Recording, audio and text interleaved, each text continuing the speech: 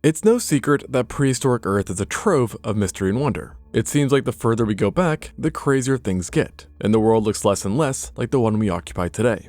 And because of this, the past has become an interesting time to imagine, especially thinking about what time traveling to back then would be like. Yet, if there really was a magical button that could permanently send you back in time, I am sure you'd be hard-pressed to, well, press it. Or at least I would. As it doesn't take a genius to figure out that prehistoric Earth was exceptionally brutal and home to many tough sons of a gun. Dinosaurs, saber-tooths, woolly mammoths, mosasaurs, etc., etc. You get the picture. Their sizes, feats, and durability are all legendary, but sometimes it takes a real unique fossil to remind us of just how metal they truly were. And I would say the most famous examples of this are perhaps those that showcase two animals stuck in eternal battle, like the infamous fighting dinosaurs. Intense, no doubt. But what I think actually demonstrates the true grit of prehistoric animals best are the specimens who bear gruesome wounds, scars, disease, etc., and yet somehow still manage to carry on, in some cases making full recoveries, and making me darn ashamed of how I react to blood tests. And because prehistoric animals were so bonkers, there's actually a long list of examples to choose from. But a pretty good place to start is with an animal that got his face literally snatched. Like, they're not snatched, their face got snatched, and yet somehow lived to tell the tale. And what was this? A prognathodon. Now, you might not have heard of this animal before, but it belonged to the iconic Mosasaurs, and was actually one of the largest members to have appeared, with the longest specimens in record reaching about 12 meters or 39 feet from snout to tail, while being heavier than certain whales. So, obviously a chunkster, and even among Mosasaurs, it was known for having strangely massive jaws that were backed by absurdly powerful muscles and thick conical pocket knife-sized teeth, which had a mix of serrations and smooth surfaces. And so, it's no shocker that this was a top predator, who found immense success in North America, Africa, Europe, and Australia throughout the late Cretaceous. And based on its teeth, the areas it lived, and direct predatory evidence, it is believed to have been a hunter of virtually everything, with one specimen alone showing gut contents consisting of fish, cephalopods, and turtles. So when you combine this range with the aggressive nature of mosasaurs in general, what you get is the realization that others of their kind were fair game from time to time, meaning cannibals. An absolutely gruesome example of this was seen in the specimen dubbed NHMM 2012-072. Discovered in the Netherlands, this prehistoric trooper had a pretty obvious wound, and that was that its face was essentially missing. To be more specific, huge chunks of its upper jaw, cortical bone, and parts of its premaxilla had all been stripped away by something ridiculously powerful. And given the size of the actual victim, it's presumed that said something was another mosasaur. Perhaps even a fellow prognathodon was to blame, who was trying to cannibalize our protagonist. Now, close your eyes and take a second to imagine what it would be like to have your upper jaw straight up annihilated. And not only this, but to have this happen in the wild millions of years ago with no medical care. And just for the sake of imagination, you also have flippers instead of hands, so you can't even cover your fresh new gaping wound. Not super great chances, eh? And for most people, an obliterated jaw without serious medical intervention, or even with, would likely be fatal. But for this prognathodon, it was just another Tuesday. And despite this heaping hole where its face should have been, the specimen seems to have survived for a long time, with it showing signs of healing both in the surrounding tissue and the actual bones. However, obviously the healing would have been excruciating, as between the blood loss, screaming nerve endings, and massive tissue trauma, the inflammation was so intense that it caused enough pressure to seize blood flow in certain areas, leading to sections of its face becoming essentially dead tissue. And as if this wasn't enough, problems would also arise later on as bacteria seeped into this wound, causing infection. And though the prognathodon had survived the actual physical wound for an extensive time, possibly even longer than a year, it seemed that the subsequent bacterial infection might have been its undoing. Not through any organ failure, mind you, but rather the predator reached a point where it could just no longer operate its jaws, or what was left of it, and thus slowly starved. But let me restate, it was actually fine without the jaws, relatively speaking. It was just the pesky bacteria that officially ruined the party down the road. So yeah, certified badass. But not every catastrophic injury eventually leads to this outcome. Some animals recover near 100%, and perhaps none show as much durability as the king of prehistory itself, the Tyrannosaurus Rex. Let me tell you, through the years, not one, but multiple specimens have proven that this behemoth truly earned its title. And actually, it's some of the most famous specimens that you've probably heard of that bear the most gruesome pathologies that we know. Take Stan, for example, a titan of a Rex that was discovered in 1987, living 66 million years ago, and was about 11.8 meters or 38.6 feet long. So, an absolute unit, and undoubtedly an apex predator. But as its skeleton so shows, being king was not easy, and Stan was riddled in numerous wounds and diseases. Off the bat, puncture marks were located on the back of the skull and ribs that were both deep and wide. It only fit the description of one tooth that we know of, a tooth of another T-Rex. Meaning, Stan fought horrific battles against other tyrants and yet lived to tell the tale. And these weren't any love bites, being absolutely deep enough to cause horrific pain. And in the case of the skull bite, a nasty concussion at the very, very minimum, as it was bad enough to puncture his brain case. Yet, apparently for Stan, this was light work, and not even the worst of it, as a third bite to the base of his skull showed signs of having literally broken his neck. Now I think I need not tell you that a broken neck is typically fatal news, but for a T-Rex I guess it's just an unpleasant nuisance, as it ended up healing over time. Now, the healing was by no means perfect, as the damage caused growth of excess bone and the fusion of 2 vertebrae, leading to certain chronic discomfort and mobility issues for the rest of Stan's life, making its long-term survival just that much more amazing. And if this wasn't enough, bites to his cheeks, jaw, and fractured ribs from blunt trauma were all on the menu as well. Even the tiniest of nasties didn't leave Stan alone, with round holes to his face implying that bone-eating parasites became a daily part of his life at some point too.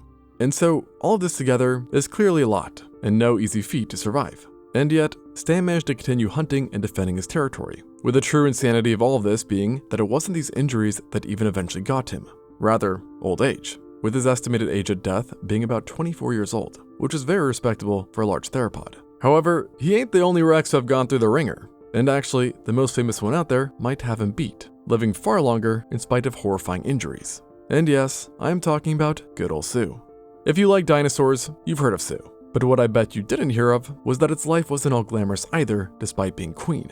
Or perhaps king. And throughout it, Sue endured what should have been career-ending injuries, so you could say. One such example was a badly damaged right shoulder blade that made the usage of the arm rather dubious, while the same limb also suffered a torn tendon at some point. And it's thought that this injury was actually inflicted during a struggle with prey, which in the T-Rex's case were also giants in their own right. And it seems that in the midst of battle, Sue also ended up with not 1, but 3 broken ribs. And yet, of course, in typical Sue fashion, or perhaps T-Rex fashion, she survived well past this incident, with signs of healing being very obvious. Then on top of violent injuries, Sue also had to deal with multiple health ailments as well, most notably being that its left fibula was grossly enlarged, and she also had fused caudal vertebrae, both believed to have been caused by different infections that sprung up. Its massive tail was also fused and badly damaged, attributed to arthritis due to repeated injuries, while signs of gout, a complex form of arthritis, also affected Sue as well. And just for that final cherry on top, Sue, like many T-Rexes, like Stan, had holes in the front of the skull. At first, these ones were thought to have come from a run-in with another Tyrannosaur, or perhaps being due to a bacterial infection. Yet, after more analysis, the true answer became a bit more nauseating, which is that Sue likely had an infestation of parasites that burrowed into its jaw and feasted on the titanic skull. And so, with all of this pathology, it's pretty insane that Sue could survive, let alone thrive. But of course, thrive Sue did, reaching full maturity and achieving a massive size, over 40 feet or 12.3 meters in length, while weighing up to 14 tons, making an African elephant seem like a freaking shrimp. And then a final middle finger to its injuries, Sue also ended up living for a very long time, relatively speaking, only passing away at 33 years old, which makes Sue not only long-lived, but the longest-lived specimen ever recovered. Talk about an eventful life. But honestly, it wasn't just the kings and queens taking some heat, as there are a boatload of crazy dino injuries out there. And while I do want to come back to them, I wouldn't want us mammals feeling left out, because we certainly dealt with some crazy BS too, including, by the way, prehistoric humans, who were obviously just built different. And if you've seen one of my older videos, you know that Neanderthals in particular could be quite the metal bunch. And perhaps no Neanderthal specimen proved this as much as Shanidar 1, lovingly nicknamed Nandy, who I personally think also goes down as the toughest fossilized hominin thus far. To set the stage a bit, Nandy was a roughly 45 to 65,000 year old Neanderthal that lived in what is now Iraq, occupying a cave, and lived such an extremely harsh life that it was even immediately clear to excavators, who quickly noted his severely deformed skeleton.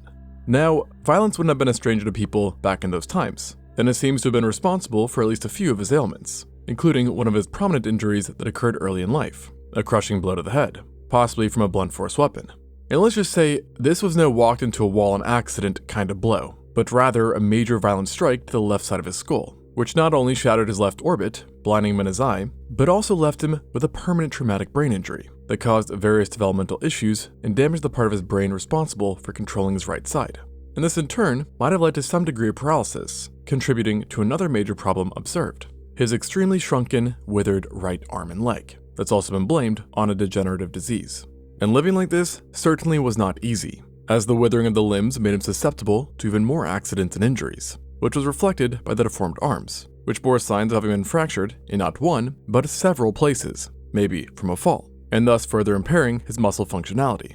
And though he would recover from this, it does seem that the break directly or indirectly led to the loss of his lower arm and hand, which were missing and might have been surgically amputated. So we're not off to a nice start for Nandy, and sadly for him, we are still at the start, because the list of problems remains long. Moving downwards, we see on his legs that each was broken in either a single or separate events. Now we don't have a clue as to what caused these breaks, yet they clearly made life just that much more painful for Nandy, and left him with a pronounced and bothersome limp that would only be worsened by an additional foot injury wherein he fractured his right metatarsal. So here the poor man is, limping around with brain damage, can't see much. Oh, and he was pretty much deaf too, having exostosis, or lesions that completely blocked his right ear canal and partially closed his left.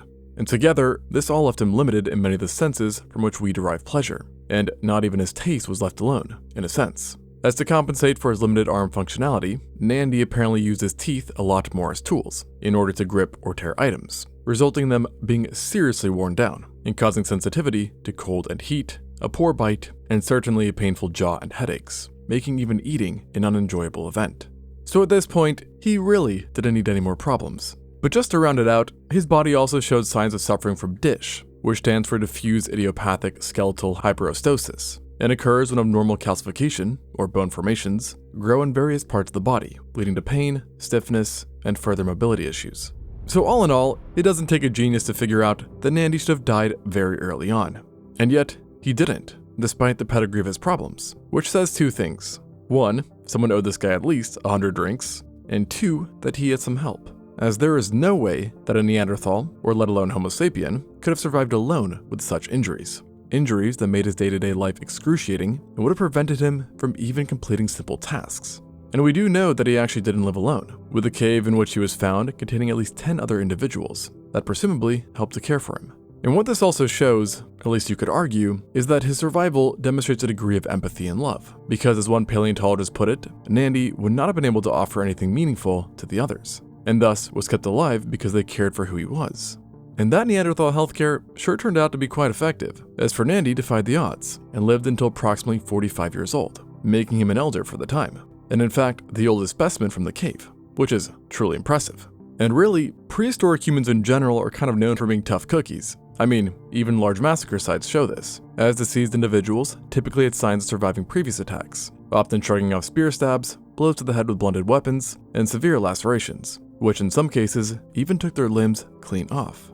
What's really interesting to me about the whole Nandy situation is that researchers basically said, well, this proves cooperation because bro had no chance alone. And actually, the same logic has also been applied to another animal, in which socialness has often been a topic of debate, the Smilodon. Yup, just like the king of the Cretaceous, the king of the Ice Age could also have it rough, and no place shows this better than the La Brea tar pits, a predator trap which to date has yielded over 8,000 cases of paleopathology. Amongst them you'll see bacterial infections, broken teeth from biting too hard, fractured bones, etc. But there is one specimen amongst the bunch that really sticks out, and is often considered the most striking example of this from the La Brea tar pits, LAC-MHC 131. This is actually a Smilodon fatalis pelvis discovered in the 1930s that can be nicely summed up as mishappened, with the right hip clearly being malformed in shape and heavily destroyed, while the left side remained fairly normal, giving us a good contrast of just how banged up this pelvic bone really was. At first, it was believed that a traumatic injury had crippled the Smilodon in question, but after recent scans of the bone, the cause was revised to a devastating birth defect, where upon infancy, the pelvis started to remodel, and not in a good way, with the socket and ball joint being heavily impacted as well. And as one study described it, the joints were essentially obliterated. Overall, this was not good news for Diego. Albeit, it may not sound super fatal, seeing that in people today a broken pelvis, or a deformed one, is not necessarily life-threatening to an otherwise healthy individual. But the key difference here is that Smilodons just didn't have access to modern healthcare, obviously. and their prey was pretty much exclusively giant megafaunal beasts like literal mammoths. Thus, a severely dysfunctional pelvis would be a literal death sentence, with it hampering the means of it grappling with large prey or chasing them down. On top of this, the inflicted Smilodon would have needed to sort out on how to defend territory and compete with other predators as well, both rather unlikely stories with barely functioning legs. And yet, despite these hurdles, the specimen clearly ended up living into adulthood, something deemed impossible for it to do if the Smilodon truly was a lone predator. And thus, some have referenced the specimen as strong evidence of gregarious behavior in saber-toothed cats, with the proposed idea being that its familial unit would share its meal and take care of defending territory. As like Nandy, this specimen would not be able to participate in many activities, even if it could somehow get over the functionality problems, as the banged up pelvis also likely resulted in chronic debilitating pain. So yes, we mammals have suffered our fair share. But I do want to bounce back to dinosaurs again, because I can't lie, they've got some even crazier stories. Remember the Prognathodon from earlier who got his face snatched? Well, there's a dinosaur that got his or her head snatched, and yet lived to tell the tale. This story begins 67 million years ago in the Hell Creek region, and evolved an adult Edmontosaurus annectens, a species of hadrosaur, who are often slept on, but definitely shouldn't be, because the adults were massive giants, with individuals routinely rivaling the sizes of elephants. And they were certainly a hardy lot, demonstrated by our specimen in question, who came in the form of a skull, or should I say, part of a skull, as overall a huge chunk of it was just gone.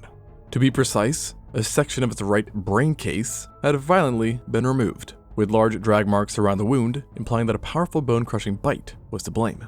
And the affected area wasn't just wide, but deep as well, exposing parts of the soft tissue underneath. So I guess you could say, you really could have dove into the mind of this dinosaur. Jokes aside, catastrophic injuries putting it lightly, and it was probably even worse than simple bone removal, as along with the skull they found a patch of essentially fossilized skin and meat that came, by the way, from above the victim's right eye, and was seemingly stripped clean off, with the eye possibly being removed as well. And so another way to think about this is that this guy got hit so hard by something that its bone left its body and then took a bunch of meat and skin with it. Yeah, a little bit nasty. And this all begs the question of what could really do something so devastating to an elephant-sized behemoth in Hell Creek in the first place. And there's really only one answer. A Tyrannosaurus straight up bit its face. Now, getting headshot by a T-Rex surely is not fun, and usually fatal, yet somehow it wasn't in this case, as the Edmontosaurus showed clear signs of bone growth and healing, indicating it was an actual case of failed predation in the late Cretaceous, despite again the fact that its head was, nearly ripped off. So yeah, unsurprisingly this specimen probably takes the cake for dinosaurs when it comes to surviving singular injuries. Yet, I can't talk about pathology in dinos without mentioning the walking triage unit, Big Al. I sincerely hope you've heard this name before, but in case you haven't, it is just about the most well-known Allosaurus out there. And while its fame has come from Al being 95% complete, he or she is also fairly well known for being extremely banged up. And it almost seems like Mother Nature had a Jurassic hit out on Al, as through its life the Allosaurus endured a whopping 19 different major injuries that covered large parts of the body. This included multiple rib fractures and breaks, a ripped right hand, a punctured hole to its shoulder, numerous infections, including in the jaw by the way, fused vertebrae from traumatic collisions, a broken tail, and a damaged gastralia, which are bones that support the abdomen. So, lots of tummy aches for Al. It's believed that many of these ailments came from falls or scraps with prey, and possibly competition, and shows us just how much of an active life Allosaurus has had, plus how hardcore they could be, as none of the injuries I mentioned actually killed him. But that said, one finally did, the 19th, which came in the form of a badly broken left foot that likely happened again during another hunting accident. Now, the broken bones themselves would have limited Al, but the true problems kicked in when the wound became severely infected to the point the bone essentially started to rot, making walking exceedingly hard if possible at all. And Big Al presumably eventually starved from this because it was unable to hunt. And what's quite ironic about all of this is that years after Al's discovery, a second well-preserved Allosaurus was also discovered, who was subsequently then named after it. And thus we got Big Al too. And it coincidentally turns out that it too, pun intended, was riddled in injuries, as showcased by this diagram. Similar to Al numero uno, it's thought that this specimen earned its scars in battle via scraps with prey and foe alike, with some damage to its face even being attributed to facial biting from fellow Allosauruses. The big difference with it, though, is that unlike the original, Mr. 2 suffered a major foot injury as well, yet survived that ordeal and reached full maturity, as opposed to Al 1, who died as a sub-adult. Yet, fate would catch up with number 2 regardless, as in adulthood it suffered a severe fracture to its ischium, a bone that supported the pelvis and numerous muscles, and from this, it never recovered. But how this happened is a complete mystery, especially when considering that this kind of break is almost never seen in large theropods, so pretty odd. Now, I could go on and on about dinosaur pathology, but there is one more interesting non-dino that I want to end with. As stated with the first big owl, its death apparently came from a single foot injury, and no doubt if you found yourself limited to just one leg, you'd be in for some trouble, and if both legs were out of order, well, good luck. But then let's say, just for laughs and giggles, your arms were incapacitated too, which in this case, there really ain't much you can do. Well, I guess that only applies if you're human, that is, apparently. Since in 1948, paleontologists stumbled upon a specimen that defied those odds, a one-of-a-kind Smilasuchus. When first discovered, it wasn't its pathologies that gripped the attention of the team, but the size and preservation of the animal in question, which was a giant Triassic-dated phytosaur that could even rival the megacrocs seen in the Jurassic and Cretaceous, with adults measuring up to 12 meters or 39 feet long. And being a phytosaur of this size meant that this specimen would have been one robust, mean killing machine. If, and big if, it hadn't been for some pretty limiting injuries. Across its titanic body, the team found not 1, but 8 bones in bad shape that were covered in extensive exostoses, which, if you recall, are bony growths that can occur after direct trauma, highlighting that this phytosaur endured some breaks and fractures, which then became infected. But that's not too crazy compared to the other examples just yet. But what was highly odd, and unfortunate for the phytosaur, was that all 8 of the afflicted bones were concentrated to the limbs, and literally all 4 of them, with not a single one being spared, with its left humerus, right ulna, and then both of its femora and fibula bearing damage, plus at least 2 metapodials. Now, it will be almost impossible to ever say just how exactly this phytosaur ended up with such varying pathologies, but interspecific competition has loosely been cited before, and we do see that in some modern reptiles, limb biting is not unheard of.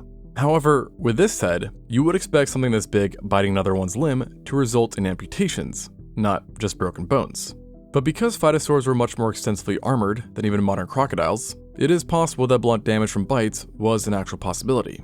And one aspect that clearly supports this is that it would have been virtually impossible for this specimen to have received all of its injuries in just one event, with the spread nature just being too coincidental. Therefore, we can just say that it simply suffered from exceptionally bad odds, and these poor odds were only exacerbated by the time the phytosaur lived in, the late Triassic, a brutal era with arid conditions, significant droughts in the area it resided, and numerous competing predators. However, the fact that it didn't die from one messed up limb, let alone 4, is a prehistoric miracle. And not only did it survive in this state for a few days or something, but at the very least, several painful months. And that's only after receiving its final wound. In other words, it could have been living with 2 or even 3 injured limbs for years prior, likely benefiting in some sense from its semi-aquatic lifestyle. And the team also reckoned it benefited from the lower metabolic rates seen in phytosaurs, which allowed it to live far longer than you'd expect a mammal to if they were not able to easily get food. Yet, advantages aside, this individual was still an absolute unit to keep chugging along with all the injuries that racked up.